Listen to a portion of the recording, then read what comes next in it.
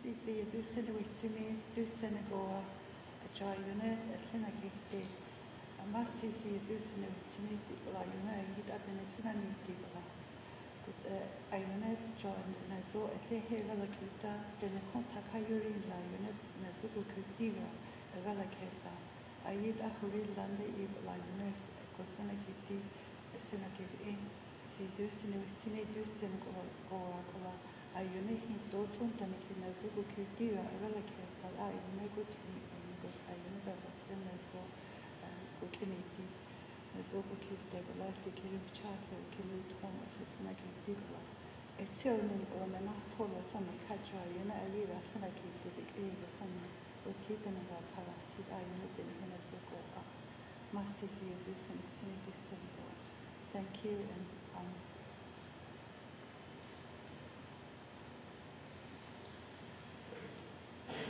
Please be seated.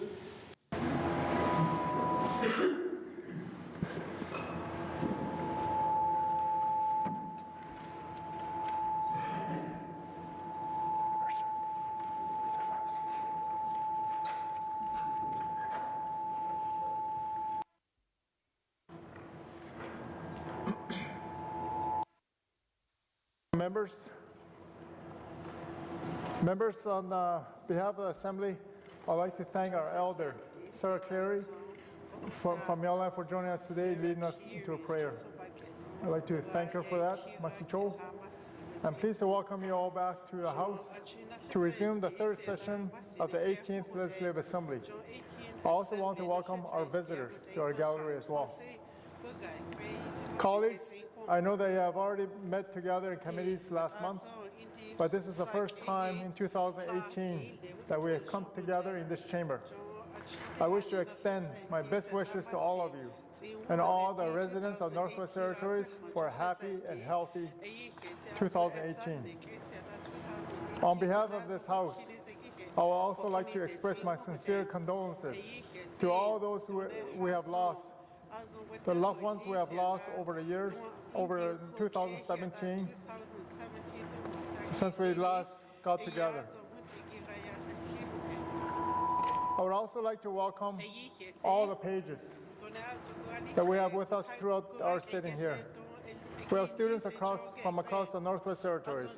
It is always a pleasure to share this chamber with the future leaders of our territory. As we begin the budget session, I would like to acknowledge, on behalf of the Legislative Assembly, the tireless efforts of the government employees, the officials, the ministers, Assembly staff, MLAs, standing committee members, in contributing to the budget development process.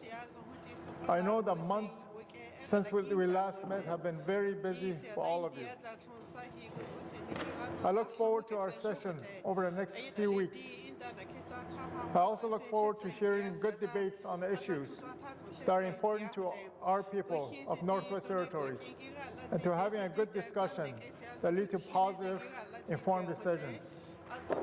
It is through our choices and our actions that we all have the ability to influence our futures and take steps to create a meaningful and prosperous future for our people and also our land.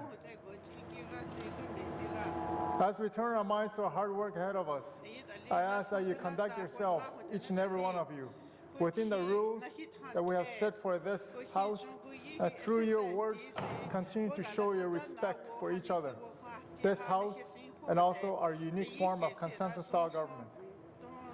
And now it is my duty to advise this House that I have received the following message from the Commissioner of Northwest Territories. It reads, Dear Mr. Speaker, I wish to advise that I recommend to the Legislative Assembly of Northwest Territories the passage of Appropriation Act, Operation Expenditure 2018-2019, Supplementary Appropriation Act, Infrastructure Expenditure Number 4, 2017-2018, and Supplementary Appropriation Act, Operation Expenditure Number 4, 2017-2018, during the third session of 18th Assembly. Yours truly, Margaret M. Tom, Commissioner, Massey College. Orders of the day, item number 2, Minister's Statement, the Honorable Premier. Mr. Speaker, I'd like to welcome members back to the Legislative Assembly as we continue our work to create a better future for the people of the Northwest Territories. Time is passing quickly, Mr. Speaker, and we are past the halfway point in the mandate of the 18th Legislative Assembly. There are just 20 months left until the end of our term, and there is still a lot of important work for us to do. One of the most important challenges we face is securing a strong and sustainable economic future for the people of the territory. The people of the Northwest Territories want jobs in their communities and regions. They want to be able to look after their families and themselves without depending on the government. They want to participate in the benefits of a strong national and territorial economy that gives them the financial security and personal independence that all Canadians strive for. Our job is to deliver on those aspirations. A few months ago, I called for a national discussion on the future of the Northwest Territories. I received many messages of support for taking this strong stand for our territory and its people. A few people have also expressed surprise. I agree that such strong statements in defense of the territory are rare, but sometimes they are necessary. Good jobs start with a strong and vibrant economy in all our regions and communities, and there are some challenges that we need to understand and overcome if we want to grow a strong economy for a secure future. The Northwest Territories does not exist in isolation. We have a small, open economy that is subject to external pressures. In 2007, the territorial economy was worth $4.5 billion. The global financial crisis and weak commodity prices in subsequent years took a significant portion of that value away. As of 2016, the Northwest Territories economy still only stood at $3.7 billion. Mr. Speaker, a smaller economy means fewer jobs and economic opportunities for Northerners. Figures from last year show there are 2,000 fewer people working in our territory than there were in 2007, even though our population of working-age people has increased. Unemployment in the territory was still higher, at 6.6% in 2017 than in 2007, when it was 5.7%. We need to reverse this trend by regrowing our economy, especially in communities and regions. Mr. Speaker, it's no secret that the health of the economy in the Northwest Territory rests with resource development right now. In 2016, resource development contributed $938 million to the economy of the Northwest Territories, with over $650 million of that coming from mining. Well, that is good news. We also have to remind ourselves that in 2007, resource development was contributing $1.8 billion to the Northwest Territories economy. Mr. Speaker, seeing our most important economic sector decline by approximately half over the course of 9 years should tell us that we cannot take our economic future for granted. Economies need support and strong leadership. A wait-and-see approach will not do. That is one of the reasons why I called for a national discussion on the future of the Northwest Territories last year, and why I continue to deliver that message. I have frequently argued that Northerners need to be the ones that make decisions about the North, and that was why devolution was so important. Indeed, a basic principle of the Canadian Federation is that provinces and territories should have the ability to direct the development of their economies to best benefit their residents. Unfortunately, the national commitment to that principle seems to be slipping in recent months. Mr. Speaker, we in the Northwest Territories have seen it in unilateral decisions of the federal government that directly affect our interests. Alberta is seeing it now in recent announcements from British Columbia that will effectively place limits on their economy. I want to make it clear that it is the principle of the matter that I am concerned about here. I am less interested in advocating for any specific sector of the territory or national economy than I am in ensuring that residents of all provinces and territories have equal opportunity to benefit from being part of a thriving, prosperous country. Mr. Speaker, I understand that resource development is primarily a business decision. I also understand that individual governments have their own views and preferences about what kinds of economic development are best. But I also think that if those governments are going to impose their own preferences on other ones, they need to be prepared to step in with plans to put something else of equal value on the table. So long as decisions made somewhere else have an impact here in the Northwest Territories, we need to be making sure Northern voices are part of those conversations. We need to make sure that Northern views and priorities are understood and respected, and that there is some national consensus on how Canada will ensure a strong and prosperous North. Mr. Speaker, while other Arctic nations are proceeding with ambitious plans for social and economic development of their northern regions, there is no similar vision for Canada. Canada should have its own plan, one that is developed by and for Northerners. The people who live in the North are the ones with the most to gain or lose under such a plan, and our priorities and values have to be front and center.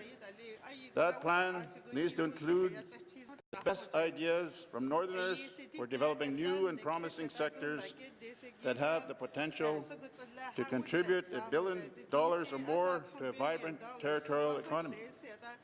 Mr. Speaker, it needs to identify the kinds of investments and decisions our government and the Government of Canada need to be making to help us manage the transition into a new green economy. It also needs into account that growing another $1 billion sector of the territorial economy will take time, and that we cannot simply discard those economic activities that are the source of jobs and good middle-class incomes to thousands of residents. We also need to be sure that our plan takes into account the economic realities of the whole territory. While Yellowknife had an unemployment rate of 3.4% in 2017, the rate in the rest of the territory was 10.9%. That is a significant disparity that suggests that the benefits of economic development are not being shared equally throughout our territory. That is something we should all want to fix. Mr. Speaker, I'd like to say when I am in the South that Northerners shouldn't be punished because of where we live. The same holds true here at home too.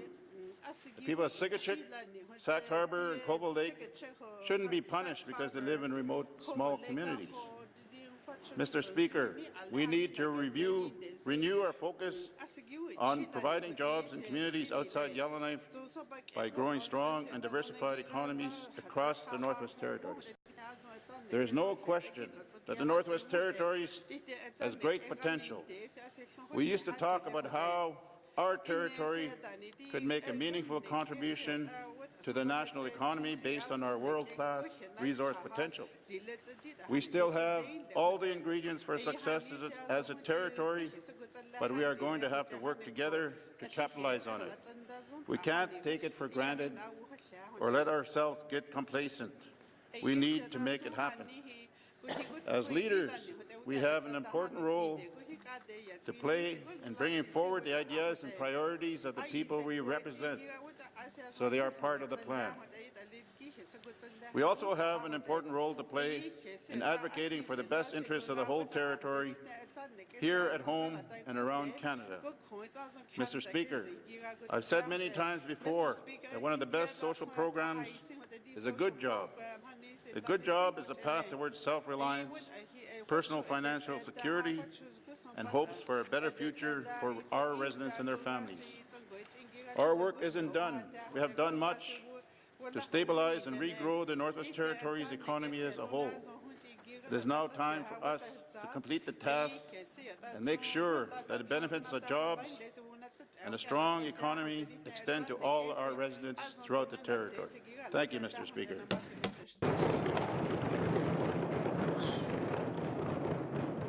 Masi. Minister statement.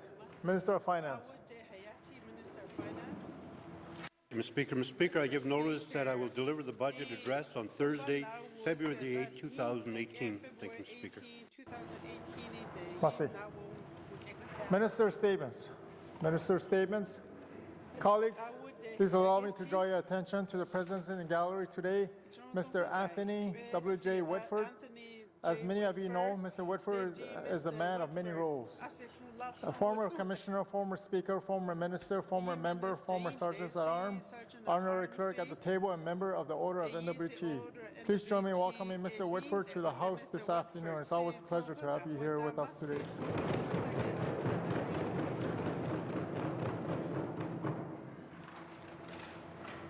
Member statements. Member for Trinity-Willowday. Mr. Speaker, I'd like to welcome everyone back to the House for 2018. Mr. Speaker, Stanton Hospital, you're doing Stanton Hospital, you're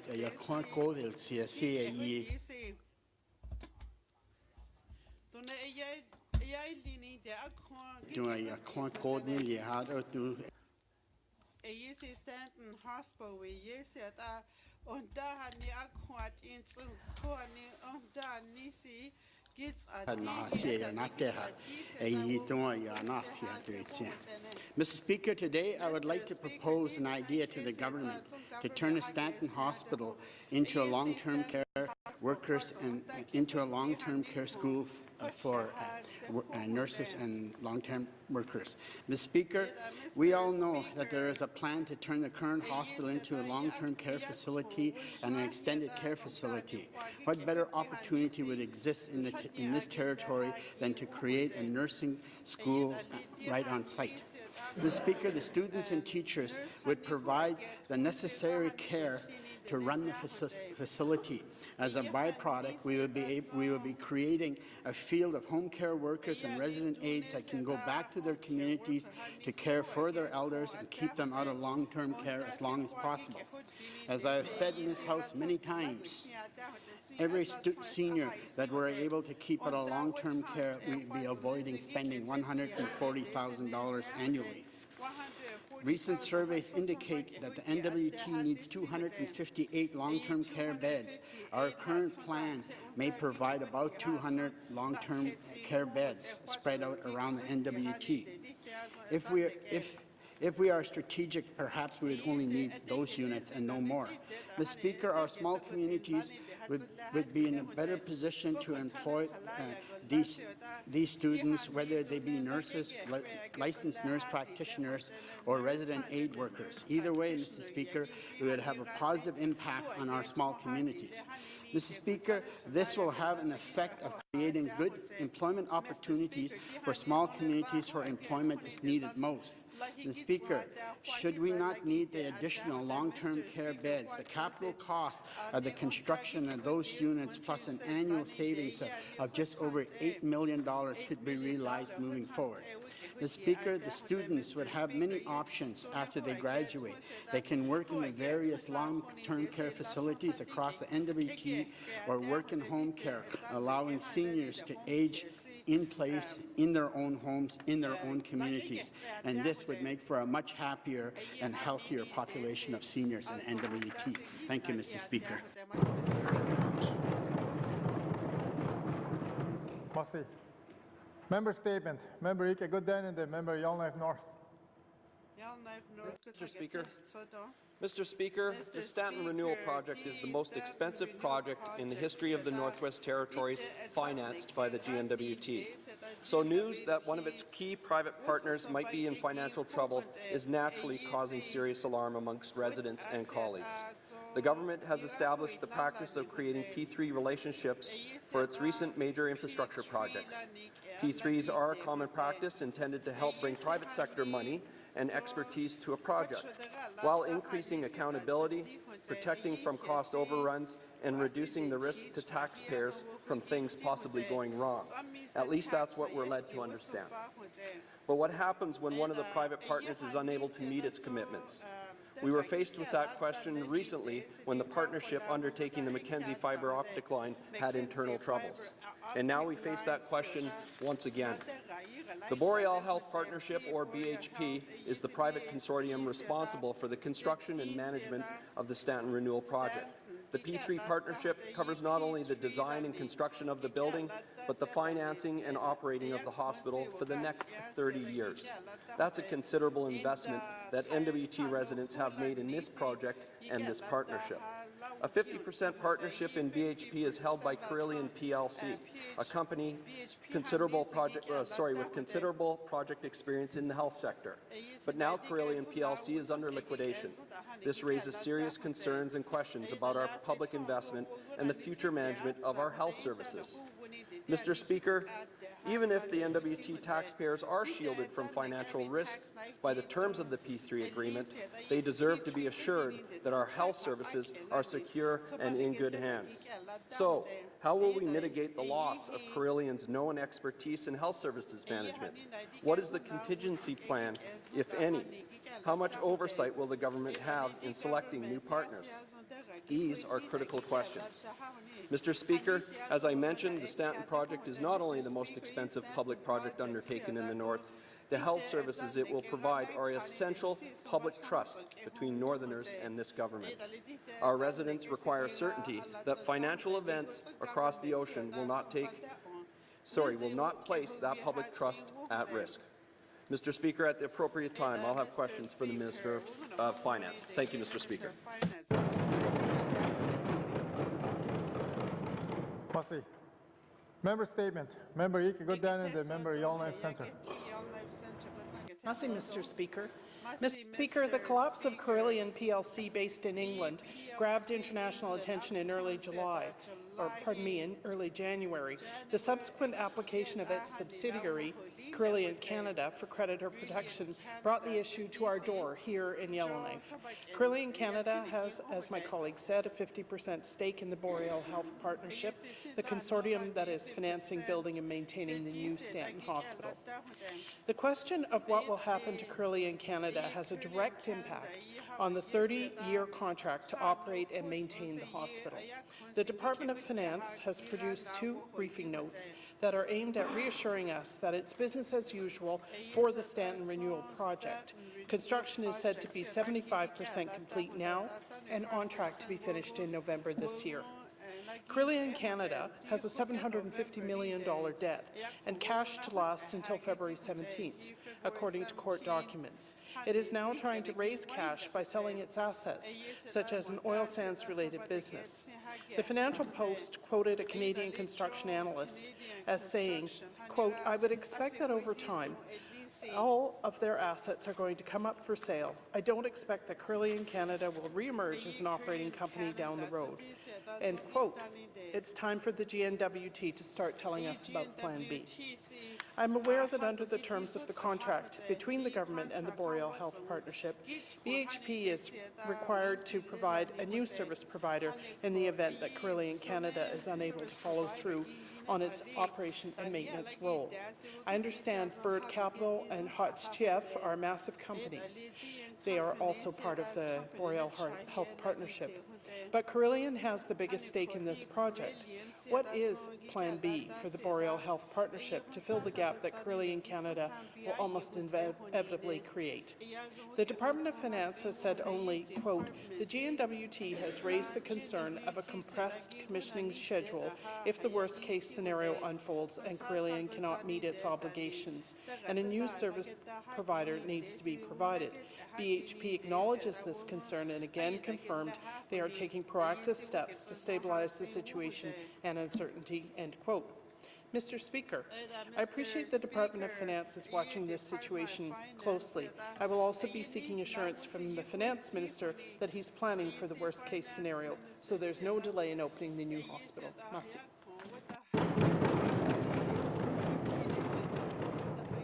Merci. Member statement. Member Ike Godin, the member Kamlik. Thank you, Mr. Speaker. The final months of 2017, the Premier took to the national stage to declare serious allegations towards all of southern Canada concerning the economic future of the N.W.T.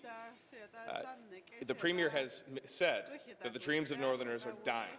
Mr. Speaker, the dreams of Northerners are not dying. They are renewed by the next generation who want a prosperous future for their communities with a sustainable economy that provides benefits to all of our residents.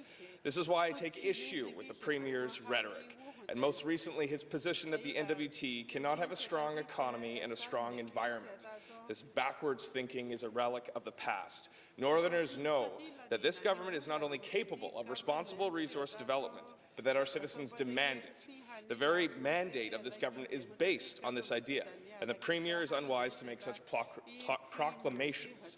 Here in Yellowknife, the toxic legacy of Giant Mine is more than enough evidence to support sound environmental regulations that prevent billion-dollar liabilities for future governments, especially in light of devolution, where this government will be solely responsible for remediation.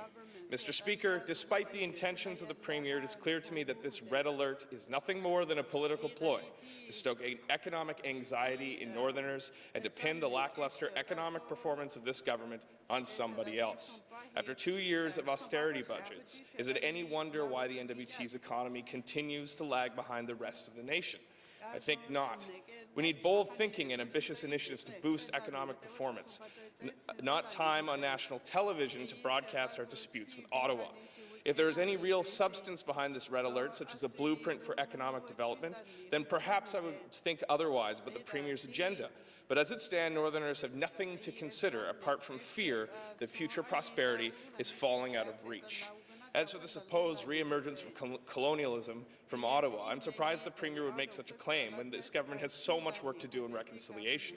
I'm shocked by the outrageous labeling of nation-to-nation relationships between Canada and Indigenous governments as divisive and colonial. This new relationship and approach from Canada has been applauded by numerous Indigenous leaders, including here in the N.W.T., and I am just as concerned about the limited progress that has been made on pending land rights agreements. It is clear to me that this government takes issues with the advancement of Indigenous self-government, and I will have questions for the Premier on how we are fulfilling our constitutional obligations towards Indigenous self-government in the Northwest Territories. Thank you, Mr. Speaker. Merci. Member statement. Member Ike Godin and the member Frame Lake. Merci, Monsieur le Président. Without consulting regular MLAs, the Premier went to Ottawa in October to launch his so-called Red Alert to complain about federal colonialism and interference in resource extraction. Many constituents and others contacted me expressing concern and disagreement with the Premier's negative and divisive statements. almost every regional Indigenous government responded with their own concerns about lack of consultation on the Red Alert. If there is to be a debate about the future of the Northwest Territories, and I believe there should be, it needs to start here in the Northwest Territories, not in Ottawa, not in Vancouver. It must also provide Northerners with an opportunity to have their voices heard. The Red Alert diverts attention from poor leadership and lack of progress on this Assembly's mandate. The current Assembly has passed almost no substantial legislation. We haven't changed a word of the mere devolution legislation passed in early 2014, and no new land rights agreements have been negotiated. The Red Alert arises from the Premier's outrage with a federal 5-year moratorium on Beaufort offshore rights issuances. There has been no exploration in the Beaufort for years, and even the Mackenzie gas project is now dead. The Premier himself proclaimed the death of oil and gas due to low commodity prices during his 2015 re-election campaign. Given the imperatives of climate change and advances in renewable energy, it is highly doubtful there will be a resurgence of fossil fuel development in the Northwest Territories. The Premier also drew erroneous conclusions about the amount of N.W.T lands protected and overemphasized the contribution of resource extraction to the N.W.T economy. He later had to correct these alternative facts when questioned by the media and by myself. With a different federal government, change is possible, and real partnership opportunities exist for the North. We need leadership with ideas for a vibrant and diversified economy that distributes wealth more equitably and sustainably to move us beyond an export-based, externally controlled future. That's the kind of leadership and collaboration that many N.W.T residents expect of our Premier and Cabinet. I challenge the Premier to begin the debate on the future of the Northwest Territories here on the floor of this Assembly, to develop a new division for a diversified and sustainable economy. Merci, Mr. Speaker. Merci. Member statement. Member Ikegodan and then Member Decho. Merci, Mr. Speaker. Kage two First Nations guts a Deneconia amiot na hedaresia. Ter Chico la conhato de chisen de Tlehiati. Ter Chico was recently selected to travel to Calgary to meet Flames defenseman Travis Harmonic and take in a hockey game against the Anaheim Ducks. Tarek was chosen on merit, including his achievements in high school. This honor came about through the Calgary Flames and Hockey North in their efforts to build Canada's hockey family and promote positive life skills. This trip included airfare, 2 nights in Calgary, 2 Harmonic jerseys, and a meeting with Travis and other players in the dressing room after the game. So it was a very exciting experience. Travis was accompanied by Chief Lloyd Chico. I congratulate Travis Harmonic and his wife Stephanie for reaching out to Northern youth in this way. As the hockey fans know, Travis is Métis and very proud of his heritage. I'm particularly happy for Tarek's selection. All of us face adversity and tragedy at some point in our lives, and at age 7, Tarek lost his father. But Tarek was well raised by his mother, Sheila, as a single parent, along with her family. She is very dedicated to him, and today Tarek is a fine young man. Of course, high school and this hockey trip are not Tarek's only successes.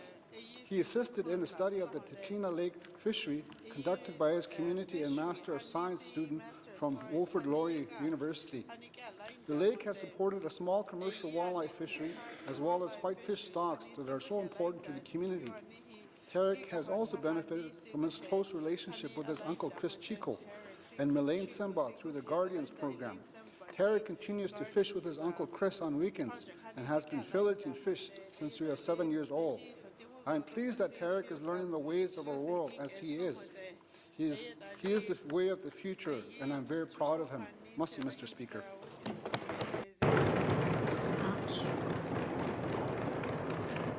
Merci. Member statement. Member Ikegodan and then Member Satu. Merci, Mr. Speaker. Welcome back, colleagues, to the third session of the Legislative Assembly. Mr. Speaker, closing our 2017-18 fiscal gives me great pleasure on several reflecting highlights of this past achievement, with events being carried forward. Mr. Speaker, to point out the highlights and share with our listening audiences The Government of Canada announced $182 billion over 12 years for infrastructure growth and $40 billion to support the national housing strategy. The Government of Northwest Territories Marine Transportation Services' first year of summer operations to many and servicing 4 of the Sahtu communities. The N.W.T. Housing Corporation voices on housing, providing core need per community assessments, strategic programming renewal. The devolution implementation through updating the Mineral Resources Act mirrored legislation. The fulfilling job opportunities and connecting our remote communities to the resource access with the recent N.W.T. all-weather road procurement announcement. Also, the N.W.T. road completion and celebrations of November. Mr. Speaker, the foundation of the Northwest Territories economy is resource development, with the diminishing road utilization simply attributable to Mother Nature and her vengeance through climate change. Seasonal communities have their lifeline to southern groceries, supplies, staples significantly shortened. The coincident reality translates to higher prices, critical lack of inventories for simple day-to-day needs. Infrastructure development is a major solution, while subsidies are providers. However, can only be viewed as interim. Mr. Speaker, in conclusion, I look forward to the implementation of both our governments on infrastructure developments and more specifically, the distribution of resources under the National Infrastructure Programs. Merci, Mr. Speaker. Merci. Member statement. Member Ike Goodine and the member N.W.T. Thank you, Mr. Speaker. Mr. Speaker, this time last year, I gave the House an update on housing conditions in the N.W.T. region and its communities of Paulatuk, Sax Harbor, Tuktoyaktuk, and Olhuktuk. The most recent public data from the 2014 housing survey tells us that almost 40% of the N.W.T. households have household problems, with 28% in core need. Mr. Speaker, this reflects what I heard in my constituency travels recently. Housing is on everyone's minds. I heard from residents with concerns about overcrowding and others concerned by evictions taking place in the winter months, Mr. Speaker, the coldest time of the year. Other residents are troubled by unsustainable costs with public housing rates too high for those who are no longer working now that the Inuvik to Tuktoyaktuk highway is complete. Mr. Speaker, like Northerners and other communities, N.W.T. residents are also all too familiar with the pain of watching powered, heated market rental units sit empty while the community families are on the public housing waiting list, housed in units that are not appropriate to their needs or to the standards enjoyed elsewhere in the territory. Mr. Speaker, residents also are also worried by an uptick in criminal activity and substance abuse. Mr. Speaker, things like this happens when people are dispirited and demoralized, when their situation feels inescapable and they're discouraged from taking pride in their community. It's easy to see how community morale takes the beating without the confidence that safe, secure housing can be had in a reasonable time frame. Impacts on mental health and on families' dynamics, on employment and education opportunities cannot be overstated. Before Christmas, the Northwest Territories Housing Corporation released its newsletter, Under One Roof. This newsletter outlined the corporation's ambitious plans for improving the service it delivers to Northerners. The situation in N.W.T. is serious, Mr. Speaker, but I know too that the government's housing portfolio is led by a minister clearly determined to make large strides. I thank her for it because the time for action is now. Kuyanani, Mr. Speaker. Merci. Member statement. Member Ike Goodine and the member Mackenzie Delta.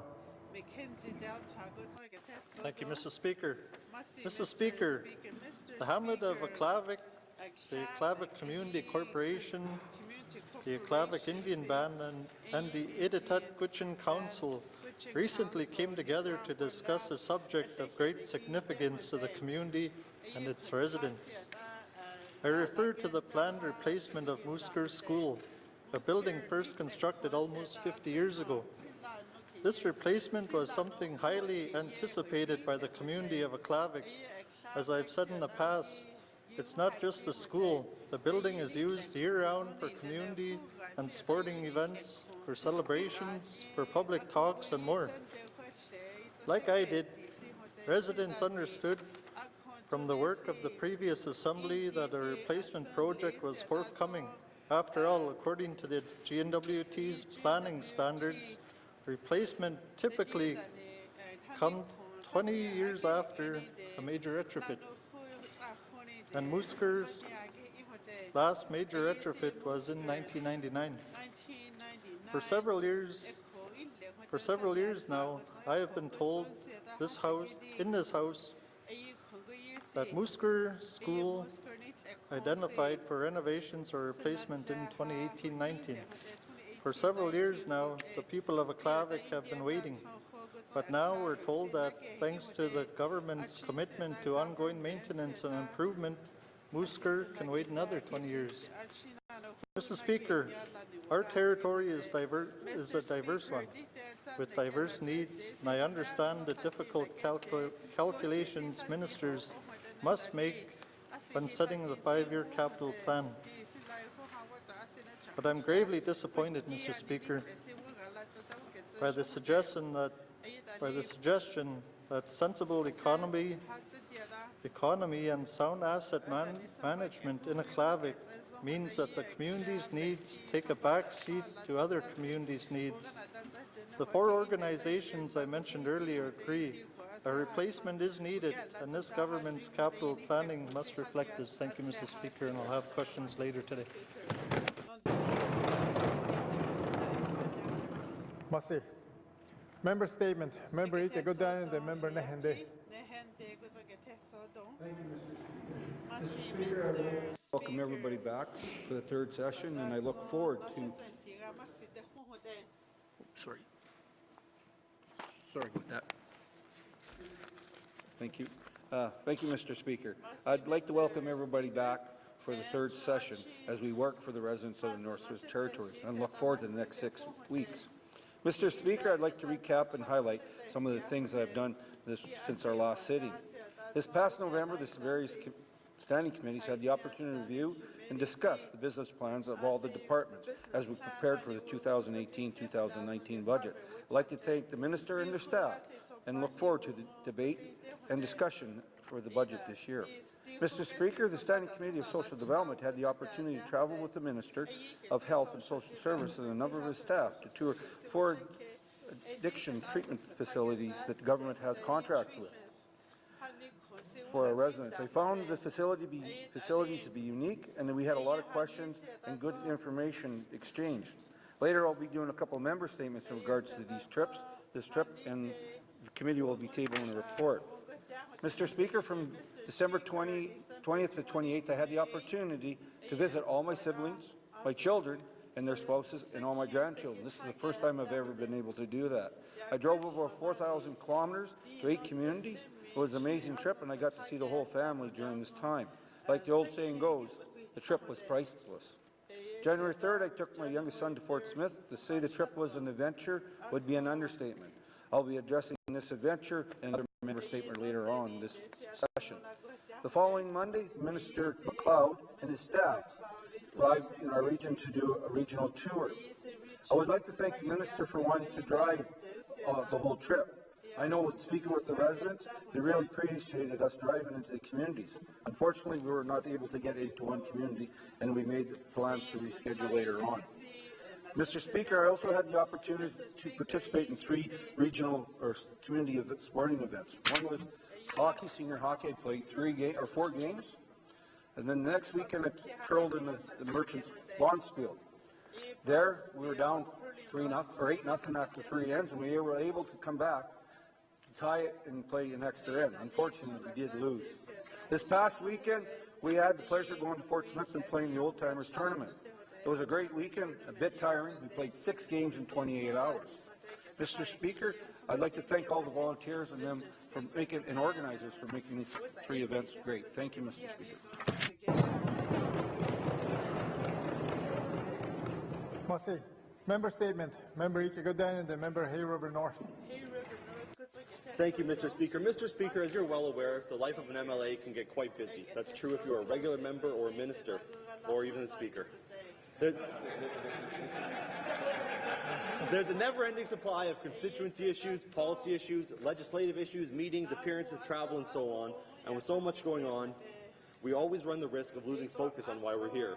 That's why it's important that once in a while we take a step back and reflect on what our role really is. Despite the diversity of our responsibilities and the complexity of many of the issues we deal with, the reason we're here is simple: is to work for the benefit of the people of the N.W.T. I'm positive that all of my colleagues know this, but we have to make sure that it's in the forefront of our minds every time we make a decision. We must always ask, how is this going to affect the people on the ground? We're not engaged in some academic exercise. The decisions we make here have real-life consequences for our residents, but I find that too often we end up providing lip service to that fact. We're only human. We all have our own principles and ideas about how things should be done, but we can't let those distract us from our central role. We need to ensure that we don't make decisions with the sole purpose of advancing a cause or championing an ideology. We have to make sure that egos or hurt feelings don't get in the way of our decision-making. It's a shame, but it happens, and it's a disservice to our residents. Ministers have to make sure to remember that first and foremost, they're MLAs elected to represent the people. They're not senior managers, and they're not the GNWT's board of directors. The GNWT is their tool to serve the people. Regular members have to remember that we're here to make sure the GNWT is serving the people. We're not here to grandstand, represent special interests, or make headlines. Mr. Speaker, I apologize if I'm coming off as a little preachy, but sometimes I find that we can't see the forest for the trees. I truly believe that all of us are here. All of us took on these roles with the intention of improving the lives of our people. To do so, we have to stay focused. We must not get distracted. We must not let ourselves be managed, and we must not forget why the voters elected us. It's not good enough to know that we're here to serve the people. We have to act like it. Thank you, Mr. Speaker.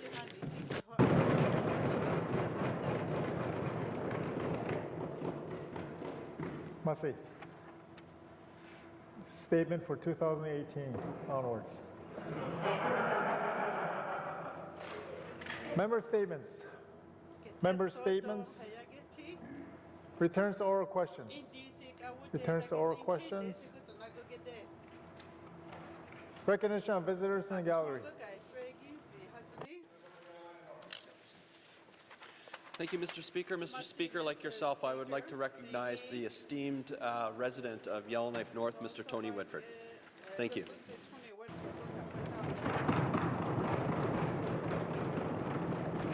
Masi.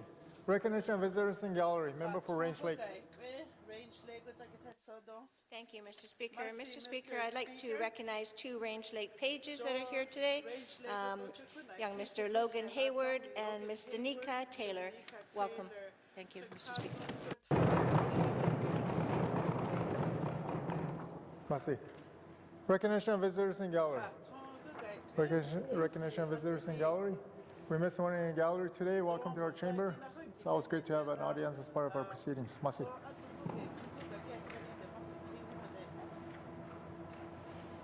Acknowledgements. Member for Yellowknife Center. Mr. Speaker. Mr. Speaker, I rise today to acknowledge the achievement of my constituent, Bessa Blondin, who is a member of the Arctic Indigenous Wellness Project team, which, as you may know, won this year's Arctic Inspiration Prize. The project won the $1 million prize for their plan to combine Indigenous cultural education with traditional therapy to improve the mental health of at-risk Inuit, First Nation and Métis people through collaborative, culture-specific, community-supported programs. Please join me in offering congratulations to Bessa for receiving this award. Merci. Masi. Acknowledgements. Acknowledgements. Oral questions. Member for Yellowknife North. Thank you, Mr. Speaker. Mr. Speaker, my questions today are for the Minister of Finance, and they are with regard to the Stanton Renewal Project and the partners in the Boreal Health Partnership. Mr. Speaker, the Minister of Finance has stated that the service contract with Carillion Canada is business as usual. However, we know now that subsequently Carillion Canada has sought creditor protection, and this is in effect for 30 days, and its leadership is currently assessing the situation and working with stakeholders to ensure continuity of operations. I want to ask the Minister, is the Minister, since his original statement, still confident that it is business as usual? Thank you, Mr. Speaker. Merci. Minister of Finance. Thank you, Mr. Speaker. Mr. Speaker, as the member noted, Carillion Canada's financial situation changed dramatically, and that required CCA protection so that it could stabilize its operation and secure financing to ensure the company remain operational over the long term. Thank you, Mr. Speaker. Merci. Oral question, Akita Cassie, member Yellowknife North. Thank you, Mr. Speaker. Thank you to the Minister for the reply. I think what I'll do is, because I respect that there's probably other questions coming down later today, but I'll then jump to my second question instead of asking for more detail there. And that is, what action is the GNWT taking to mitigate the impacts of the potential sale of Carillion Canada and the potential loss of Carillion's considerable health expertise, both in project experience and in operations experience? Can the Minister give us a reply to that? Thank you, Mr. Speaker. Merci. Minister of Finance. Yeah, thank you, Mr. Speaker. Mr. Speaker, first of all, they are partners in the construction of the hospital, and as for the long term, it's the Department of Health that would provide health services, health care in the new Stanton Hospital. So they are a partner in the consortium that's building the hospital and the service provider in the long-term care. We've not entered into any contractual arrangement with Carillion Canada to provide service for the Stanton Hospital. BHP has, the Boreal Health Partnership has, as therefore their job to find a replacement service provider in the event Carillion Canada is not able to stabilize its operations. Thank you, Mr. Speaker. Merci. Oral question, Tada Cassie, member Yellowknife North. Thank you, Mr. Speaker. Thank you to the Minister. Okay, well, I guess then if there's the opportunity that the structure of the partnership might change because of the possible sale of Carillion Canada, which almost seems imminent, I just would like to get clarification from the Minister. Does he expect that there would be any delay in planning and implementation of the 30-year project agreement? Thank you, Mr. Speaker. Merci. Minister of Finance. Yeah, Mr. Speaker, no. As I previously noted, this was the Boreal Health Partnership's issue to resolve in a timely manner, and they are financial incentives for them to do this. Thank you, Mr. Speaker. Merci. Oral question, Nundere Cassie, member Yellowknife North. Thank you, Mr. Speaker. Mr. Speaker, given that we know that there might be and likely will be a change of one of the players within the partnership, there's still an underlying concern out there as to whether the GNWT will get the opportunity to have any oversight or any input into the possible replacement of this partner. Can the Minister explain, will we have any possibility or will we have any input into the possible replacement for the partner of Carillion? Thank you, Mr. Speaker. Merci. Minister of Finance. Thank you, Mr. Speaker. Mr. Speaker, BHP ultimately remains responsible for the performance of the services or will face significant financial penalties. Further, the project agreement requires any replacement service provider enter in a service agreement with BHP on same terms, similar terms as was agreed to by the existing service provider. And there's also a number of restrictions on which entities can be selected as a replacement. For example, the GNWT can refuse or accept a replacement entity whose standing or activities are inconsistent with or likely to compromise the reputation or integrity of the GNWT or the delivery of public services in the Northwest Territories. Thank you, Mr. Speaker. Merci. Oral question, Yikade Canada, member Yellowknife Centre. Merci, Mr. Speaker. Mr. Speaker, my questions are on the same topic. There are restrictions on the replacement. I'd like you to elaborate, I'd like the Minister to elaborate, please, on what kinds of restrictions would be in place on a replacement partner. Masi. Masi. Minister of Finance. Well, again, it is BHP's responsibility, and however, we, as I said before, we can refuse or accept a replacement entity, and they would have to be able to be in a position to provide the same type of services that we had set out in the original project agreement with the partnership as it stands today. Thank you, Mr. Speaker. Masi. Oral question. Akeda Kasi member Yellowknife Center. Merci, Mr. Speaker. So what I understand is that the evaluation of the replacement entity involves their capacity to deliver the service. There is no other criteria. Is that correct? Thank you. Masi. Minister of Finance. Well, they'd have to be able to provide the services, and if there is other criteria that's available, which I don't have with me at the moment, and I apologize for that, and I will endeavour to get it to the members. But they would have to meet. They'd have to be able to provide the service, and they would also have to meet any existing criteria that's there. Thank you, Mr. Speaker. Masi. Oral question. Tada Kasi member. Thank you, Mr. Speaker. I thank you to the Minister for that commitment. There is a worst-case scenario here. The Department of Finance itself has acknowledged that in its briefing notes. So how is the department preparing and planning for the possibility of that worst-case scenario? Thank you. Masi. Minister of Finance. Yeah, thank you, Mr. Speaker. Mr. Speaker, yeah, the worst-case scenario, and this is the benefit of a P3 project, that all the responsibility is on the partnership.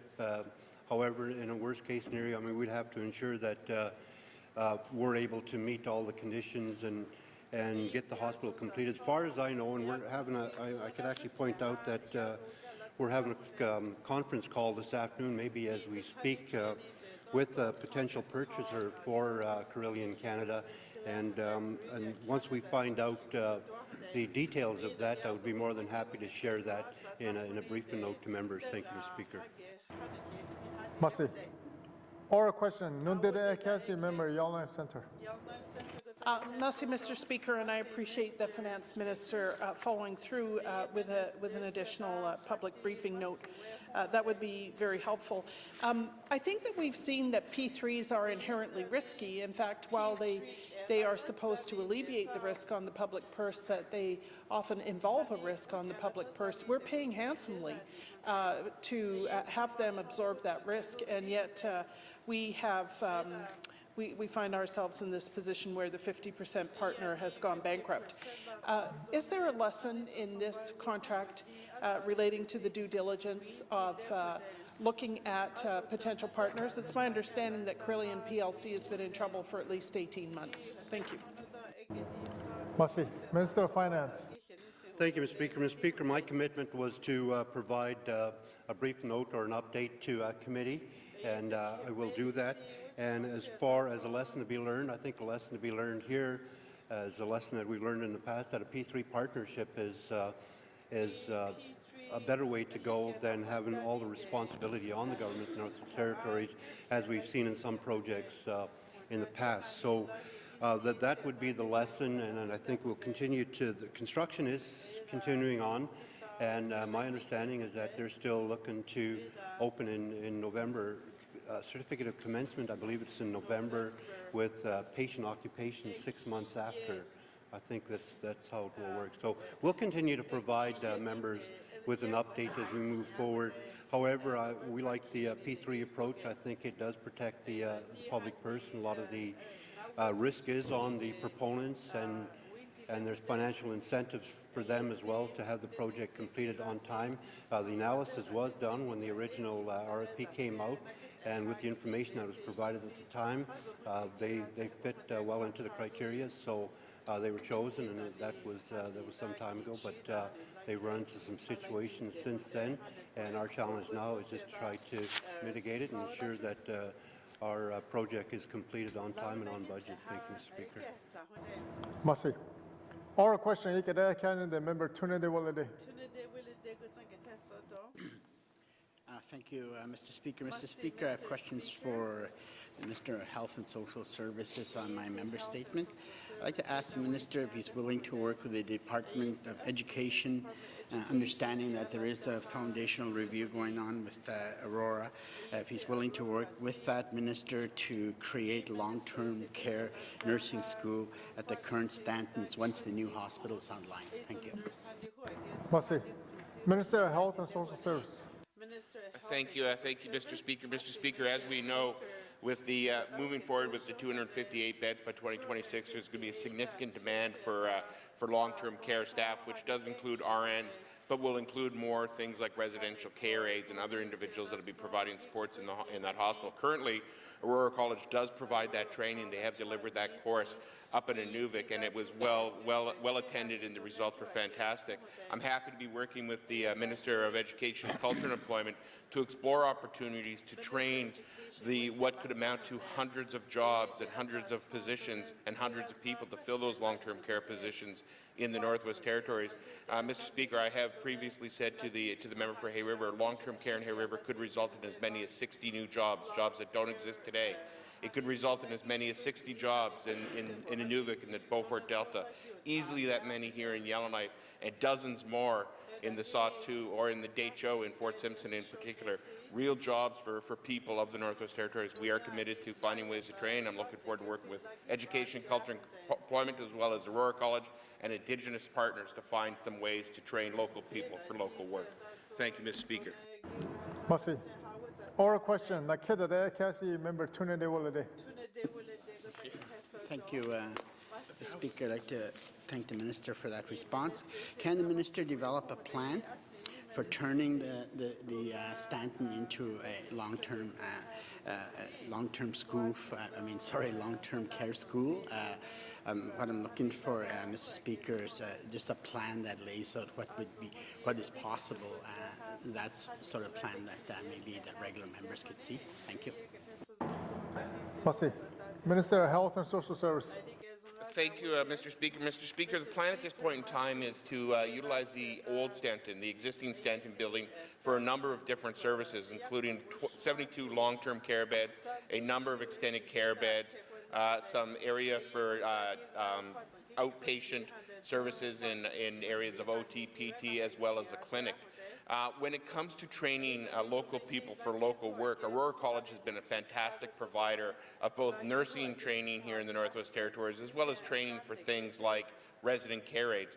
All those training opportunities require practical or clinical placements, and the Department of Health and Social Services and the Territorial Authority have been fantastic opportunities for these students to go into frontline services and practice these things. We anticipate that to be the case. There's a lot of work that needs to be done to determine where these clinical placements may occur. It may be possible that clinical placements in places like Hay River and the Beaufort Delta, as well as Norman Wells, when that facility opens, might also be apt opportunities for our local people to get local training and local experience. I'm prepared to explore all possibilities. I'm happy to work with committee as we start to formalize what some of that might look like. And I'm also happy to be working with Indigenous partners to find some real meaningful solutions to train local people for local work. Thank you, Mr. Speaker. Merci. Oral question. Member Tunde. Thank you, Mr. Speaker. Mr. Speaker, I'd like to ask the Minister if at some point there would likely be a need for some capital to turn the current Stanton into a long-term care and extended care facility. There would be some need for capital. I'd like to ask the Minister if they could look towards maybe looking at the capital needs of a school in that facility while they're looking at the capital needs to turn it into a long-term care and extended care facility. Thank you. Merci. Minister of Health and Social Services. Thank you, Mr. Speaker. Mr. Speaker, the retrofitting of the old building will be responsibility of the property manager, bringing it up to a state that we need to meet those needs. There isn't necessarily room available in Stanton for a separate school once you actually factor in all the things that we're hoping to put in there, which, as I said, includes 72 long-term care beds, a large number of extended care beds, OT, PT, outpatient, as well as clinic services and kitchen and whatnot to support those services that are going to be provided in that building. But currently, when it comes to the nursing program at Aurora College, the nurses actually do spend a significant amount of time in the facilities that exist in a preceptorship or mentorship basis.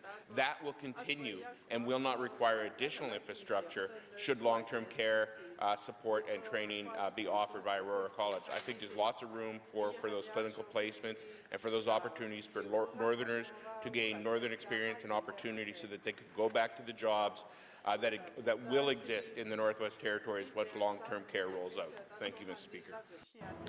Merci. Oral question. Member Tune de Wolade. Thank you, Mr. Speaker. I have questions to the Minister about working with education, looking at developing a plan and looking at the capital needs of that facility. I'd like to ask the Minister if he is prepared to create a working group headed by a senior official of his department to work with other departments to turn that facility in school if that is possible, and to ensure that project is kept on the front burner. Thank you, Mr. Speaker. Merci. Minister of Health and Social Service. Mr. Speaker, we're going to be utilizing that building for long-term care, extended care, as well as outpatient services, as I previously indicated. There's no plan at this point to turn it into a university or a college. But we do accept, and I agree with the Minister, the member, that there's a great opportunity to do some on-site training for individuals in partnership with something like Aurora College or some of our Indigenous partners who might want to pursue training.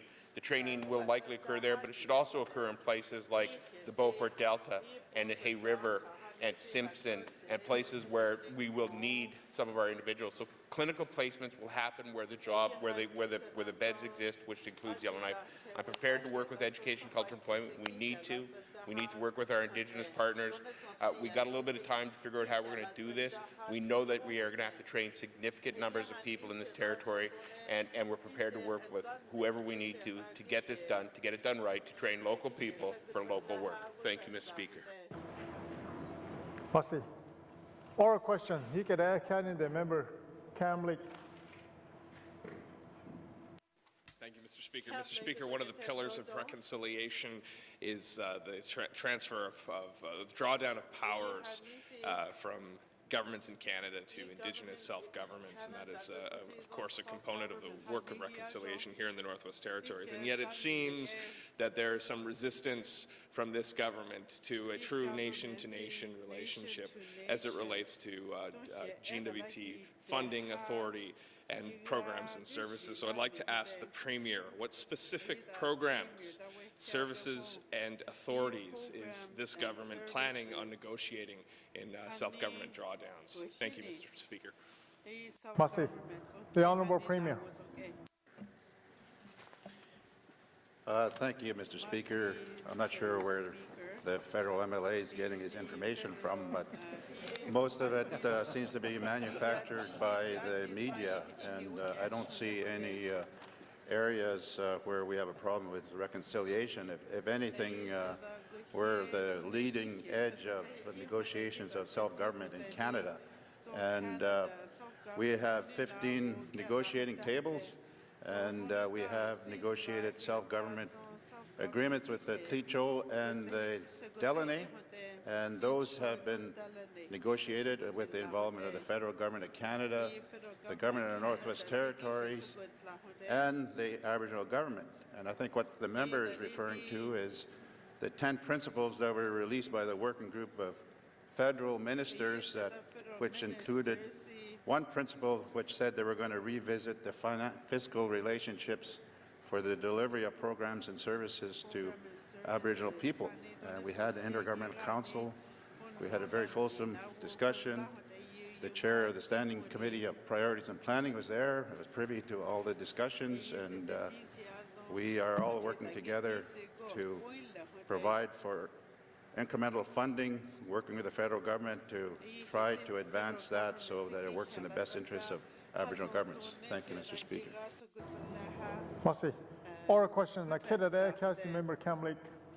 Thank you, Mr. Speaker. Perhaps I'll clarify my sources. They come from the Indigenous governments themselves who responded to the Premier's claims in the Red Alert. So it is not largely words from Ottawa. It is words from the people of the Northwest Territories. The Dene Nation, for example, passed a resolution calling on direct funding for programs and services to Indigenous governments in the Northwest Territories. Does the Premier support that resolution? Thank you. Merci. The Honourable Premier. Thank you, Mr. Speaker. We work with the Aboriginal governments that have Aboriginal land claims and are negotiating land claims or at the land claims table. The Dene Nation, I guess, have been operating at a different level, and we still don't know if the federal government's intentions are to take all the money for delivery of programs and services and deliver it to AFN, who will then deliver it to the Dene Nation for delivery of programs and services. We've been trying to get that response from the federal government, and we have not been able to get a clear answer. Thank you, Mr. Speaker. Merci. Oral question, Tada Council Member Kamlik. Thank you, Mr. Speaker. And I didn't get a clear answer for the Premier there. I'm looking to see, the future of the Northwest Territories is going to be a complex one with many different levels of government and many different responsibilities. So how is this government ensuring that we have an equity of service provision across the territory with the negotiation of these self-government agreements? It's important that Northerners can expect the same high-quality service from every level of government, regardless of whether it's federal, territorial, or Indigenous. So what are we doing to ensure that our Indigenous partners have the support and the funding they need to deliver this? Thank you. Merci. The Honourable Premier. Thank you, Mr. Speaker. We work with every government, Aboriginal government, especially the ones that sign on to devolution. We have memorandum of understanding. We meet on a regular, formal government-to-government basis on the negotiation of self-government, on the delivery of programs and services. We have negotiated core operating principles and not all Aboriginal governments want us at the table, but for the ones that are prepared to negotiate trilaterally, we ensure that we have a consistency of service, and we recognize through modeling that one of the problems with self-government or land claims is they're not always fully funded. That was one of the basic tenets of reconciliation that the federal government has said, is that they will work to fulfill those areas where they should be fully funded. Thank you, Mr. Speaker. Merci. Oral question, Nundere Council Member Kamlik. Thank you, Mr. Speaker. And, I appreciate the Premier providing clarity on this. It seems like this current federal government is taking a very proactive approach in reconciling with Indigenous governments in Canada, Indigenous nations in Canada. Would the Premier agree with that assessment? Because it sounds like all the funding for self-government in the Northwest Territories is coming from Ottawa, regardless or all the top-ups of funding that we need to ensure equity of service. So would he agree that the federal government is fulfilling its mandate towards reconciliation? Thank you. Merci. The Honourable Premier. Thank you, Mr. Speaker. Reconciliation, we fully support it, but talk is just talk. I guess the proof will be when the money starts flowing. Thank you, Mr. Speaker. Merci. Oral question, Nikede Kanin, the member Satu.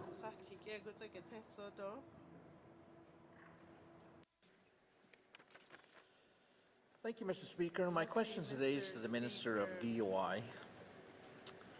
To better understand the MTS 2017 sailing season, my first question is, how many tugboats did MTS deploy, and what were the volumes of fuel and cargo hauled? Thank you, Mr. Speaker. Merci. Minister of Infrastructure. Thank you, Mr. Speaker. First of all, I want to congratulate the Department of MTS on the first sailing season of the Mackenzie River and the Arctic coast. It was a challenge to get that going, but they did a great job. I can Gladly update the House that Marine Transportation Division reactivated 6 tugboats this last season. We delivered 37 million liters of diesel fuel, gasoline, jet fuel, and carried more than 10,000 tons of cargo freight to the communities for industry clients, which included construction materials, prefabricated housing units, heavy equipment vehicles, and consumer goods. Thank you, Mr. Speaker. Merci. Oral question, Kidare Cassie, member Satu. Thank you, Mr. Speaker, and thank you to the Minister for providing that information here. Moving along to see how our new company is doing here. On the issue in previous discussions, there was the establishment of a marine training facility in Hay River. How many Northerners were trained at that facility? Thank you. Merci. Minister of Infrastructure. Thank you, Mr. Speaker. The previous marine training thing was run out of the Hay River Friendship Centre. I don't have those exact numbers, but I would like to update the House that the federal government announced just as of February 2nd that MTS, working alongside with us and the N.W.T Fisheries and Marine Training Consortium, have established an announcement where they're going to establish a marine training facility in Hay River. And this will be coming, it was a press release announced by the federal government that they are working particularly with the N.W.T Fishery and Marine Training Consortium, who already does this sort of thing in the N.W.T side of the territory, and they will be working closely with us and our government to set up a facility in Hay River to be able to address the ongoing needs of people in the fishing industry and the people in the marine side of things in the Northwest Territories. Thank you, Mr. Speaker. Merci. Oral question, Hadada Cassie, member Satu. Thank you, Mr. Speaker. I'm glad to hear that we're providing benefits with this new acquisition that happened last year in the operations of last summer. My next question is related to aside from training the workforce itself. How many of the workforce were Northern N.W.T residents? Thank you, Mr. Speaker. Merci. Minister of Infrastructure. Thank you, Mr. Speaker.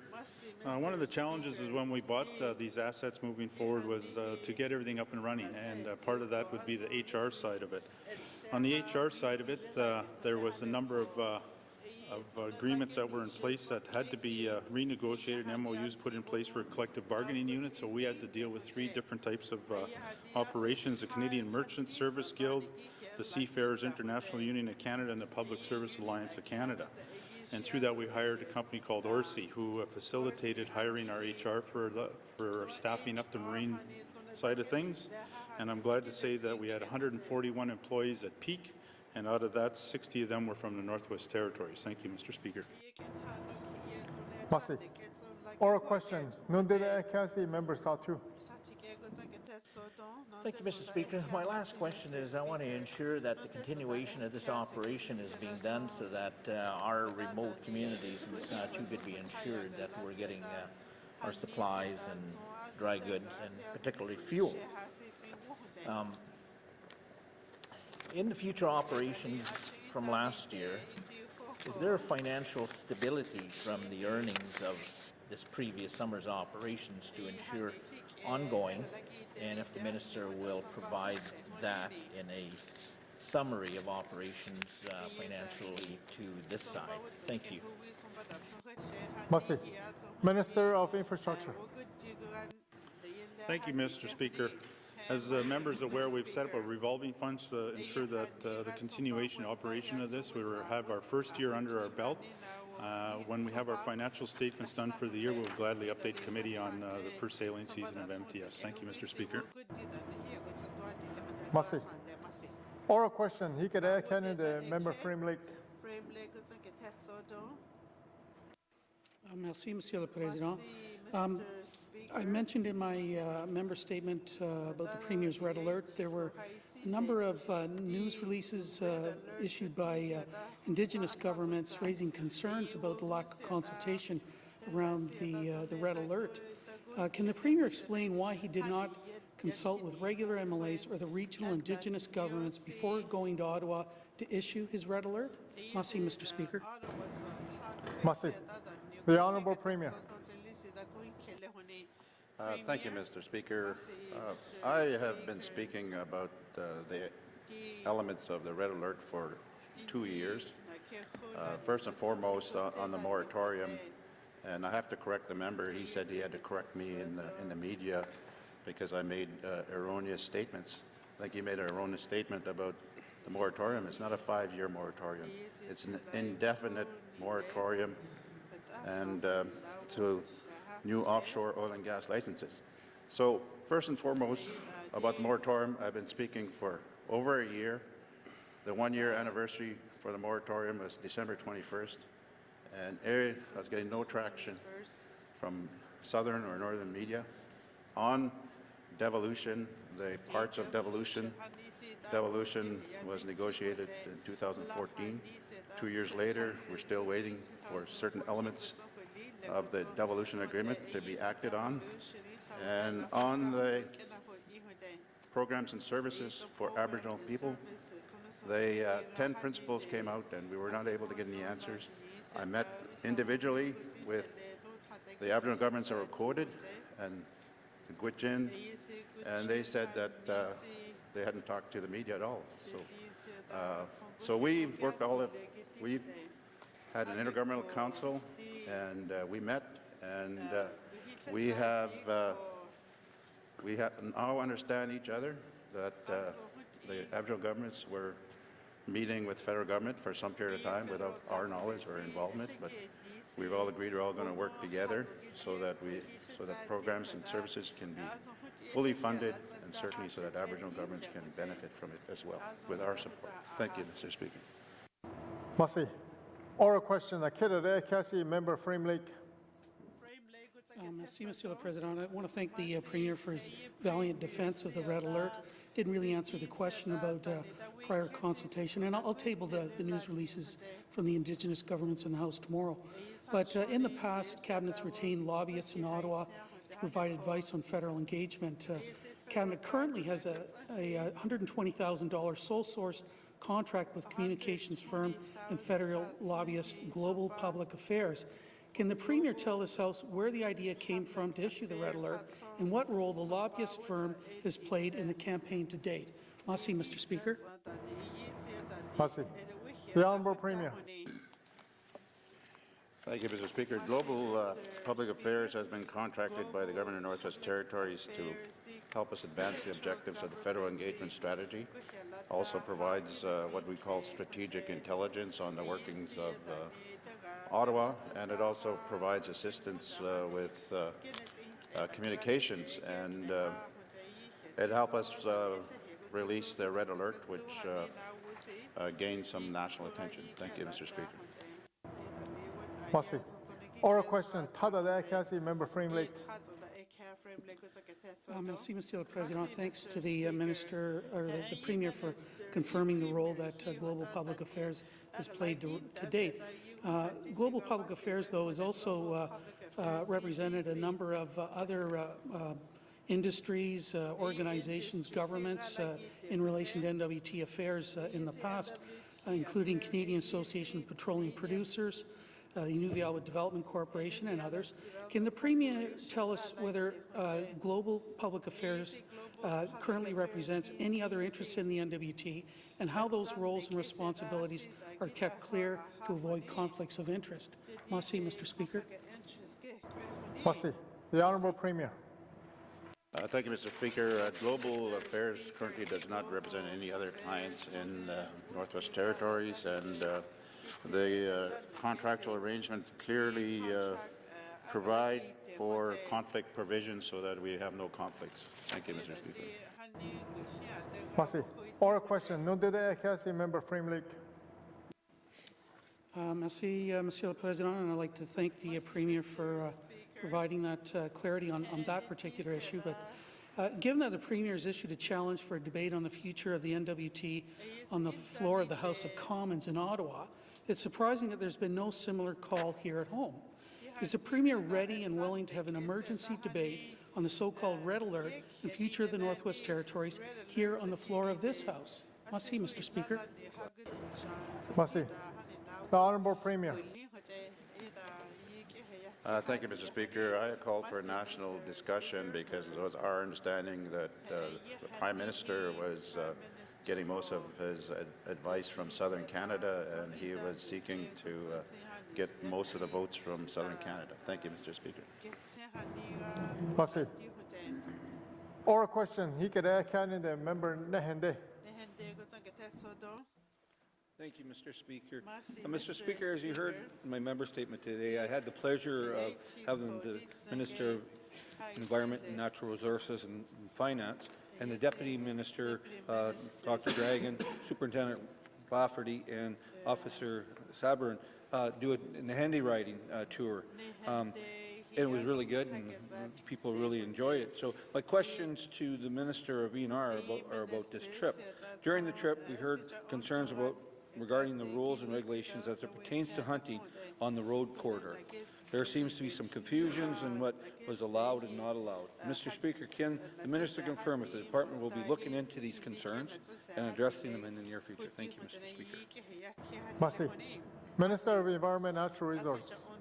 Mr. Speaker, first of all, I want to thank the constituents of Nahende for their great hospitality during our travels there, and I am glad that we had an opportunity to drive through Nahende, and I'm assuming after that drive I'm not going to hear much about Highway 7 from the member for Nahende. That's a beautiful road. Minister. To the member's question, though, we had heard that concern, and under Section 70 of the Wildlife Act, there's no specific rules currently in place for harvesting alongside the road. For public safety reasons, you can't fire any weapon, firearm, bow and arrow, crossbow alongside the highway, and in addition to the Wildlife Act says that you can't harvest wildlife without due regard for safety or property of other persons. And Mr. Speaker, I mean, we did hear about that, and it's unfortunate that this is happening along the highways. I don't know if we have to legislate common sense, because sometimes it's all it does take. And I don't believe we'll be looking to any further. And if anyone knows out there of people that are hunting along the highway, shooting alongside the highway, they should report it to their local offices, and then we will deal with the matter. Thank you, Mr. Speaker. Merci. Oral question. Akira Kasi member Nehende. Thank you, Mr. Speaker, and I thank the Minister for that great answer. However, he drove on the road in the wintertime, and as he talked to the former MLA, he says come drive it in the summertime. So we'll get the Minister of Infrastructure to come with you, and we'll see how it is. But it is good, and I have to say the workers are doing a great job maintaining it. Mr. Speaker, previously in the House I spoke about the possibility of the Department working with Aboriginal leadership to come up with a plan to stop the hunting of cow moose for at least the next 5 years to help improve the moose population. Mr. Speaker, I understand that the Department is doing a second part of the moose survey, but during the trip we heard that this is something that we need to be looking at. So, can the Minister confirm if this idea is on the Department's radar, and if so, when will they start the consultation process? Thank you, Mr. Speaker. Merci. Minister of Environment and Natural Resources. Thank you, Mr. Speaker. Mr. Speaker, members correct. We did hear about it on the trip, and we have done a couple of surveys. I think we did one in October, and as I said on our trip there, we are going to do another one in February. And once that work is done, we'll analyze the information that we received, and then we will, I think I made a commitment during that trip to share that information with some of the governments that we met there. And I believe they're having an assembly or a meeting of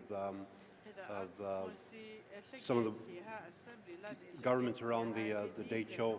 I think they're having some kind of a wildlife meeting, and I had made a commitment to share that information with them at that time. So once the information is gathered and analyzed, we will be more than happy to share it with the Aboriginal governments in the Nahende. Thank you, Mr. Speaker. Merci. Oral question. Member Nehende. Thank you, Mr. Speaker, and I thank the Minister for that answer. It's actually refreshing to hear that, and I'd like to thank the Minister and the Department for making that commitment. Another issue we heard about was the growing wolf population. It seems that one of the factors in seeing the reduction of the moose population is because of the wolves. Mr. Speaker, can the Minister confirm if the Department has done any studies on the wolf within the last 5 years, and if they are concerned with the population growth of the wolf? Thank you, Mr. Speaker. Merci. Minister of Environment and Natural Resources. Mr. Speaker, ENR has been documenting observation of wolves during its wildlife survey and fieldwork in a number of different species in the Decho region over the years, and we conducted a targeted wolf survey near Fort Liard on January of 2016. During these surveys, the wolf population densities that were observed were relatively low, particularly compared to wolf surveys in other areas. And we also monitor the number of wolf pelts that are brought in through the genuine Mackenzie Valley Fur program. And regionally, ENR staff are always available to discuss any concerns and observations that members may have. And the meeting I spoke to before was the 8th biannual Decho Regional Wildlife Workshop. That meeting is going to be held in October of this year, I believe, and then we have made a commitment to have our people there and share a lot of the information that we've gathered with the participants. Thank you, Mr. Speaker. Merci. Oral questions. No dede ekasi member nehende. Thank you, Mr. Speaker. And I'd like to thank the Department and its regional staff. They do a great job of communicating and working with the communities. Like most trips, Mr. Speaker, you have things that happen to you personally, and you get to learn from these experiences. This trip was no different. I would like to share our learning opportunities, but I believe the Minister, I'd like to ask the Minister, what did he learn from this traveling in the Decho during it, and as gassing up his own vehicle? Thank you, Mr. Speaker. Merci. Minister of Environment and Natural Resources. Thank you, Mr. Speaker. Mr. Speaker, I think the first lesson I learned on this trip was not to rely on others to tell you you're full of gas, and to check your gas levels yourself. And thanks to the excellent condition of those roads in Nahende, we were able to make it into Jean Marie on an empty tank. Thank you, Mr. Speaker. Merci. Oral questions. Hikede Canada, member Hay River North. Thank you, Mr. Speaker. Those who pay attention to our proceedings know that I start every sitting with a discussion of commercial fishing. I spoke at length about this issue, so I'm going to forgo a big introduction and get right down to business. I have questions for the Minister of ITI about the implementation of the strategy for revitalizing the Great Slave Lake fishery.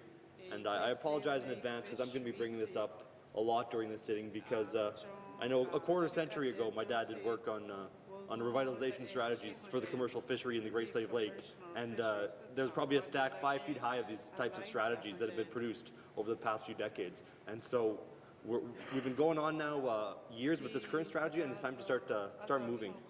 So my first question is, does the Minister know how the amendments to the Federal Fisheries Act that were introduced in the House of Commons yesterday, how will they affect the plan to revitalize the Great Slave Lake commercial fishing industry?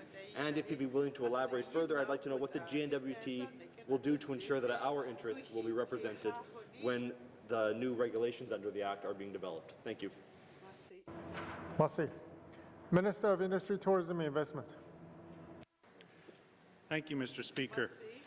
First of all, the Fishery Act just came out yesterday.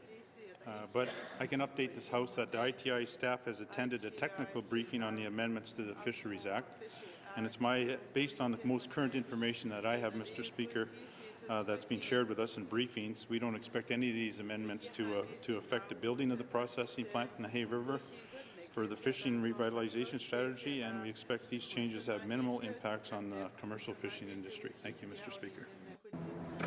Merci. Oral question, Nakidade Cassie, member Hay River North. Thank you, Mr. Speaker. It's good to hear that they're paying attention to these changes. So next, I would like an update on this fish processing plant that's been talked about for a few years now in Hay River. And I'm looking for any information we can find. Are there blueprints? Is there an estimated cost? Do we know when they will break ground? Last I heard, it was supposed to be this spring. Thank you, Mr. Speaker. Merci. Minister of Industry, Tourism and Investment. Thank you, Mr. Speaker. The fish plant itself is on schedule according to our strategy. We said we wanted to be able to build this thing in the first 2 or 3 years of the strategy. That is still the expectation of myself for sure in the department. We are finalizing the design project right now, moving forward. In the coming weeks, we should be able to share that with members, and particularly the member from Hay River North. The cost on the plant will still depend on the equipment that is going to be optioned for this building. There's very cost estimates and options based on the level of funding that we receive, so that'll have to be taken in consideration of the funding that we receive from the federal government. But if we do secure all the funding that the department has been reached out to various different federal departments, we expect at the top end of the price to be $12 million for the fish plant. Thank you, Mr. Speaker. Masi. Or a question, Tada Dayakasi, member Hay River North. Thank you, Mr. Speaker. That's an expensive piece of infrastructure. I'd like to ask about the Freshwater Fish Marketing Corporation. Last year, the feds they commissioned a report on possibilities for the future of the corporation, and I was wondering, can the minister give us an update on what that report said and how the conclusions of that report may affect the industry in the Northwest Territories? Thank you. Masi. Minister of Industry, Tourism and Investment. Thank you, Mr. Speaker. As we know, DFO did a stakeholder engagement last year, and we know DFO is considering a fisherman-led cooperative to replace the Freshwater Marketing Corporation. Those decisions haven't been made yet. DFO has assured us that they will continue to engage N.W.T. fishers on the outcome and the future state of the Freshwater Marketing Corporation. This thing is still in flux. Every time I've talked to the federal minister, we haven't got where they're at on this whole thing.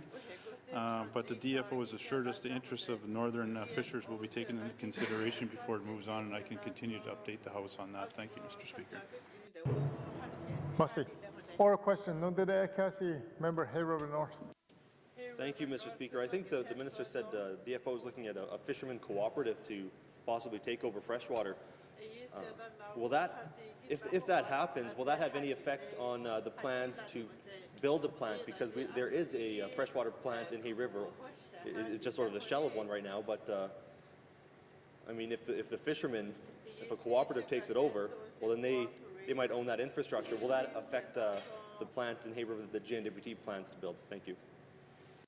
Masi. Minister of Industry, Tourism and Investment.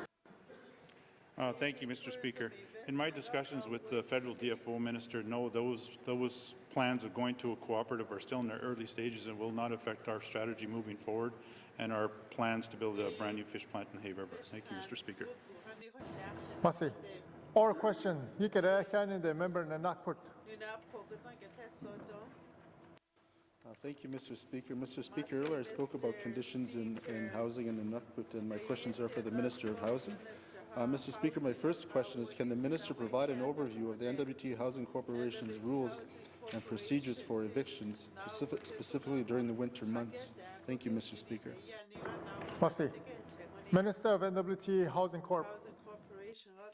Thank you, Mr. Speaker. Evictions isn't an easy thing. When I first came in, my objective was to be able to provide people with the tools so they could obtain, maintain, and retain their housing.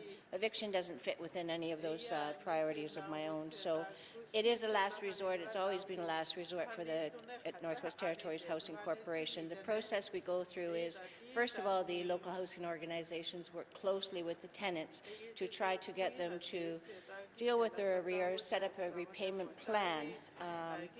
If that follows through, then the process is stopped and we just deal with them, with the tenants, and work towards them paying their current rent and dealing with the payment plan on their arrears. If the repayment plan is not followed through or people refuse to enter into a repayment plan, then sadly to say we do take them to the rental officer, which does sometimes take a few months to get through. The rental officer then provides an order, and usually it's telling people, if it's around arrears, to pay their rent, make a repayment plan, and if it's around damages, that might be a different order. Most of the people actually adhere to the rental officer orders. The last process within the step is when people do not enter into a repayment payment plan, do not work with the local housing organization, do not adhere to the rental officers' orders, is that we will process the eviction process. The process is specifically to the winter. There is no process. I have given direction. When I first came to take over as Minister for the Northwest Territories Housing Corporation, I was shocked at the amount of arrears people had. So my direction has been, after 2 months of not paying your rent, start the eviction process. It's a lot easier for people to pay a couple months' rent than it is to let it build up for a whole season and have thousands of dollars that they can't get out of. So that is my direction, and I stand by it. Thank you, Mr. Speaker. Masi. Or question, Nakira Kasi, member Nanakput. Thank you, Mr. Speaker, and thank the Minister for that detailed response. Mr. Speaker, my second question is for the Minister is when can the Northwest Territories expect to see the corporation roll out projects funded by the federal government's new national housing strategy? Thank you, Mr. Speaker. Minister of N.W.T. Housing Corporation. Thank you, Mr. Speaker. The territorial government is hopeful that the National Housing Strategy will be finalized for the fiscal year 2018-19. We are still in negotiations with the federal government on what the National Housing Strategy will look like for the Northwest Territories. We have so far a firm commitment that $36 million will be provided over 10 years.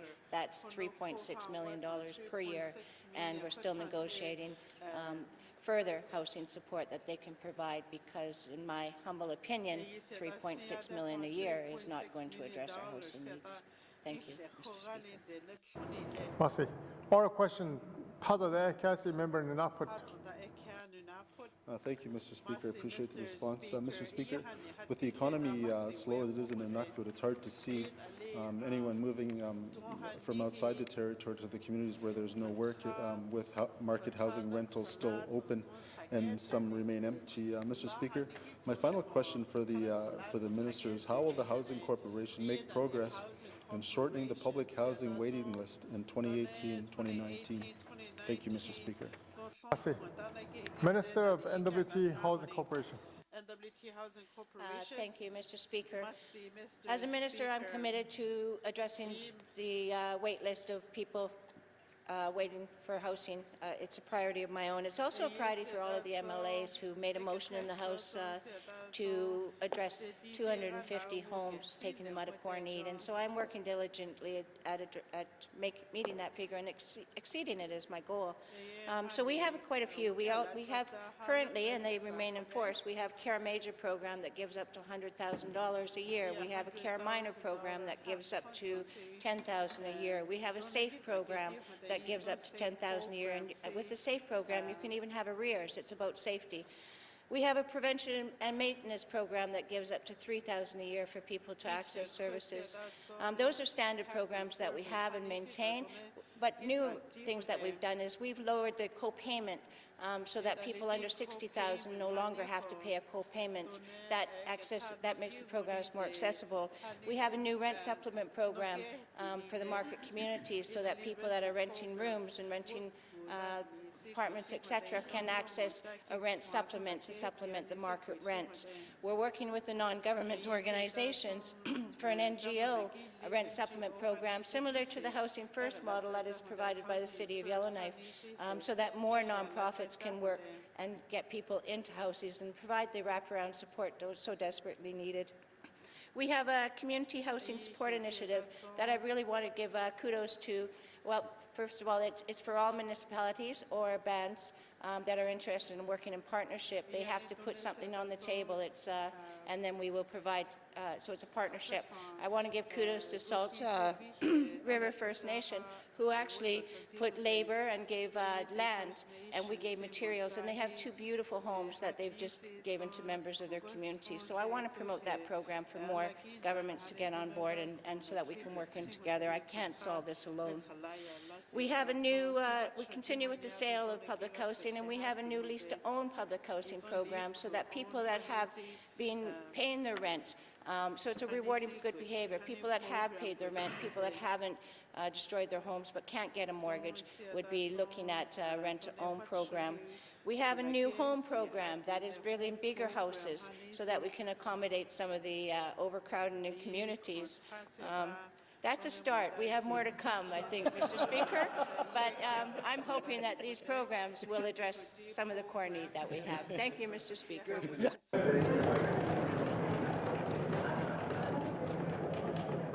Mussey. Oral questions. Kennedy, member Mackenzie Delta. Thank you, Mr. Speaker. Mr. Speaker, I have a few short questions for the Minister of Education. Mr. Speaker, on October 11, 2017, the Minister committed to assessing the Moose Ker School every year as part of the capital planning process. What did that work look like for 2017-18 and 2018-19? Thank you, Mr. Speaker. Mussey. Minister of Education, Culture and Employment. Thank you, Mr. Speaker. And yes, the member's right. Within the Department of Education, Culture and Employment, we have a needs assessment, a 20-year needs assessment, and we review it on an annual basis and update it on an annual basis. As you know, within the department, we have to look after schools, colleges, learning centers, libraries, museums, and make a priority out of those infrastructures, not to mention looking at the priorities of other departments within this government. As the member knows, anytime we look at putting in additional space or making a new school, the utilization rate or the enrollment rate has to reach 85%. Klavik currently is at 36%, and I know that the member has brought this up as a concern over the years since he and I both been sitting in this House. However, with our most recent technical study evaluation, it was noted that the school is in good condition and that extended the school life for 20 years. So at this moment, there is no plans for replacement or renovations at Moose Ker School. Thank you, Mr. Speaker. Mussey. Oral question, Cassie, member Mackenzie Delta. Thank you, Mr. Speaker. Mr. Speaker, the Minister answered a part of this question, but I'll ask it anyway. What is the department's current plan for Moose Ker School? Thank you, Mr. Speaker. Mussey. Minister of Education, Culture and Employment. Thank you, Mr. Speaker. And as always, we're committed to looking at all of our assets and our infrastructure within all the areas that I mentioned earlier on a yearly basis and update them. Currently for this year, we are allocating about $223,000 for small capital funding, and that will be allocated for site demolition and removal for the hazardous portables and the creation of a play space for the students and the community. We're also working with the Hamlet to address some of the issues around safety for the students that are walking from Stanton's and in the community to the school, and also look at possibly how we can make some improvements to the parking situation, and those discussions are happening. Also, since 2008, we have made a lot of investments into Moose Ker, and just in a little over $2.56 million since 2008. I can share with the member what those improvements were, and maybe he can share that with the leadership that have also shown some concern as well. Thank you, Mr. Speaker. Mussey. Oral question, Cassie, member Mackenzie Delta. Thank you, Mr. Speaker. Mr. Speaker, what major capital work is planned for Northwest Territories schools in 2018-19? Thank you, Mr. Speaker. Mussey. Minister of Education, Culture and Employment. Thank you, Mr. Speaker. We do have a few projects on the go. We're looking at a midlife retrofit, including all major building systems within Lutzel K. Dene School. Obviously, Kola Land St. Cyr, we're still continuing to do work there. Mango Alec School in Tuck, we're putting some additions. The Charles Tetra School in Trout Lake, we're continuing to do some work there, as in some of our major programs that we got on tab here for 2018-19. Thank you, Mr. Speaker. Mussey. Oral question. Oral questions?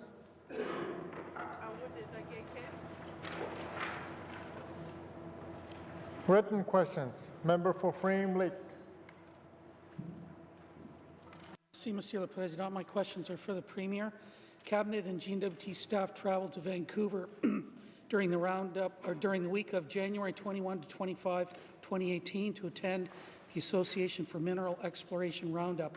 Can the Premier provide a list of all N.W.T ministers and staff who traveled to Vancouver for the meetings, and 1, total cost of travel, including transportation, showing air travel by executive versus economy class, accommodations, expenses, and associated allowances; 2, any related contract costs for the trip, particularly costs of conference, registration, exhibitor, staffing, any fees for consulting services outside those provided by public servants, and any funding by the N.W.T Department of Industry, Tourism and Investment of the costs of other N.W.T representatives attending; 3, a description of hospitality events, including catering, speaker, and other costs, and numbers of persons attending; 4, what analysis, if any, has taken place of the value for money of the N.W.T participation at this event? Merci, Mr. Speaker. Merci. Written questions. Member for Yellowknife Centre. Mr. Speaker, my questions are for the Minister of Finance. At the time the P3 arrangement was put in place for the Stanton Hospital renewal, the public was told the estimated cost was $750 million, with $350 million to be spent on construction and $400 million to be paid for the operations and maintenance over 30 years. Can the Minister please explain how the Stanton Hospital public-private partnership was structured with respect to project costs and project financing? And with respect to construction costs, does the N.W.T still anticipate the final cost of the new hospital to be $350 million? And if not, what is the current estimate of final construction costs? Number 2, what proportion of this total estimated construction cost is being financed by the N.W.T and what portion is being financed by BHP? Number 3, with respect only to the service component of this arrangement, what is the cost to the N.W.T annually and the total cumulative cost over the 30-year life of this agreement? And number 4, does any portion of these service payments compensate or repay the BHP consortium for its investment in the capital infrastructure? If so, what portion of these payments relate to actual operations and maintenance costs, and what portion relate to capital costs borne by BHP during the construction period? Merci, Mr. Speaker. Merci. Written questions. Written questions. Returns to written questions. Mr. Clerk. Mr. Speaker, I have a return to written question 1-18-3 asked by the member for Yellowknife Centre on October 19, 2003 to the Minister of Infrastructure regarding the maintenance of Highway number 3. Mr. Speaker, I have a return to written question 2-18-3 asked by the member for Yellowknife Centre on October 20, 2017 to the Minister responsible for the Northwest Territories Housing Corporation regarding Northwest Territories Housing Corporation modular units construction. Thank you, Mr. Speaker. Merci. Returns to written questions. Returns to written questions. Replies to Commissioner's opening address. Replies to Commissioner's opening address. Petitions. Petitions. Reports to Standing Special Committee. Reports to Standing Special Committee. Reports to Committee on the Review of Bills. Reports to Committee on Review of Bills. Tabling of documents. Minister of Health and Social Service. Mr. Speaker, I wish to table the following 12 documents entitled Follow-up Letter for Oral Question 753-18, brackets 2, Portable Ultrasound Machine for Fort Simpson Health and Social Services Centre. Follow-up Letter to Oral Question 835-18, brackets 2, Regional Wellness Council meeting. Follow-up Letter to Oral Question 873-18, bracket 2, Safe Houses for Victims of Family Violence. Follow-up Letter to Oral Question 889-18, bracket 2, Proposed Hay River Long-Term Care Facility. Follow-up Letter to Oral Question 890-18, bracket 2, Prescription Drug Coverage for Mental Illness. Follow-up Letter to Oral Question 923-18, bracket 2, Elder Abuse. Follow-up Letter for Oral Question 932-18, bracket 2, Child and Family Service Audits. Follow-up Letter to Oral Question 933-18, bracket 2, Boarding Home Patient Services. Follow-up Letter to Oral Question 937-18, bracket 2, Nehende Resident Accessing Cancer Treatment. Follow-up Letter to Oral Question 6-18, bracket 3, Norman Wells Health Centre. follow-up letter to oral question 11-18 bracket 3, potential therapists, and follow-up letter to oral question 41-18 bracket 3 and 47-18 bracket 3, legislative process. Thank you, Mr. Speaker. Merci. Tabling of documents. Minister of Infrastructure. Mr. Speaker, I wish to table the following 6 documents entitled follow-up letter to oral question 819- holy smokes, 819-18 bracket 2, Yellowknife Airport hours of operation. Follow-up letter to oral question 825-18 bracket 2, status of marine transportation services. Follow-up letter to oral question 877-18 bracket 2, condition of Highway 1 and Highway 7. Follow-up letter to oral question 18-18 bracket 3, Mackenzie Delta transportation concerns. Follow-up letter to oral question 27-18 bracket 3, Hay River pedestrian crossing upgrade. And follow-up letter to oral question 39-18 bracket 3, Highway number 4, Ingham Trail road safety. Thank you, Mr. Speaker. Merci. Tabling of documents. Minister of Justice.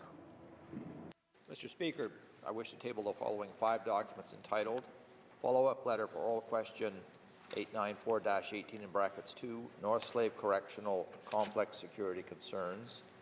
Follow-up letter for oral question 924-18 in brackets 2, replacement generators, contract and costs. Follow-up letter for oral question 10-18 in brackets 3, emergency protection orders. Follow-up letter for oral question 12-18 in brackets 3, North Slave Correctional Complex inmate concerns, and follow-up letter for oral question 24-18 in brackets 3, North Slave Correctional Complex security concerns. Thank you, Mr. Speaker. Merci. Tabling of documents. Member for Frame Lake. Merci, Monsieur le Président. I'd like to table the following document titled The Collapse of P3 Giant Carillion and Its Implications by John Loxley, professor at the University of Manitoba. Merci, Mr. Speaker. Merci. Tabling of documents. Tabling of documents. Notices of motion. Notices of motion. Notices of motion for first reading of bills. Notices of motion for first reading of bills.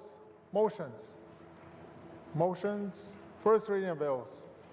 First reading of bills. Second reading of bills. Second reading of bills. Consideration Committee of the Whole of bills and other matters. Minister's statement 118 North Slave Correctional Complex inmate concerns with a member for Hay River North in the chair.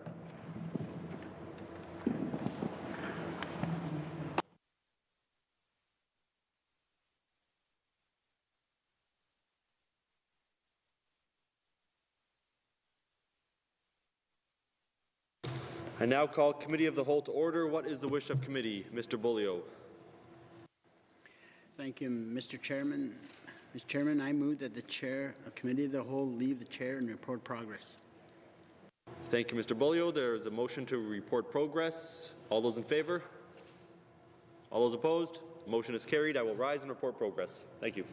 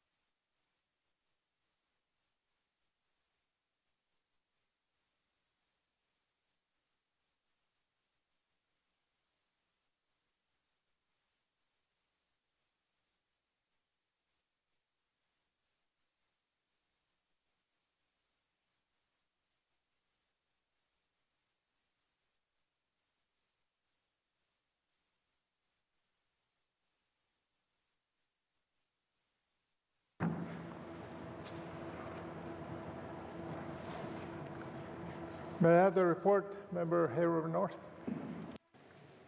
Mr. Speaker, your committee has been considering Minister Statement 1-18 brackets 3 North Slave Correctional Complex inmate concerns.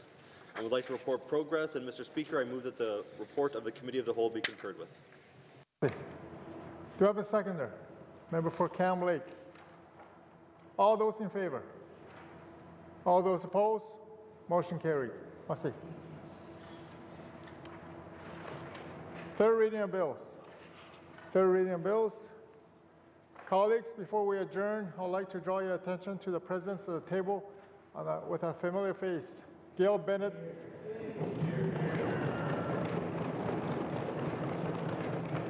She retired from Legislative Assembly a year and a half ago, but she's back. She kindly agreed to dust off her robes to help us out for 3 weeks of this session to fill a short-term vacancy. I'd like to say welcome back, Gail. It's always great to have you back. This is not an idea of retirement in my view, but we're glad it's yours, and it's for a short period of time, so must see.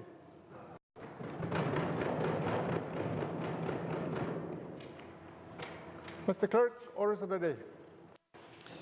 Orders of the day for Thursday, February 8, 2018, 1:30 p.m.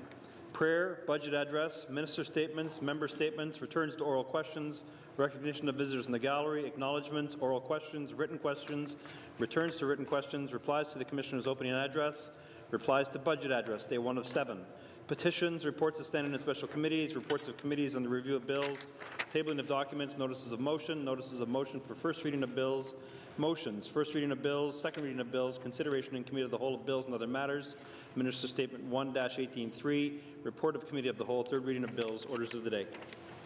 Mr. Clerk, this House stands adjourned until Thursday, February 8, 2018, 1:30 p.m.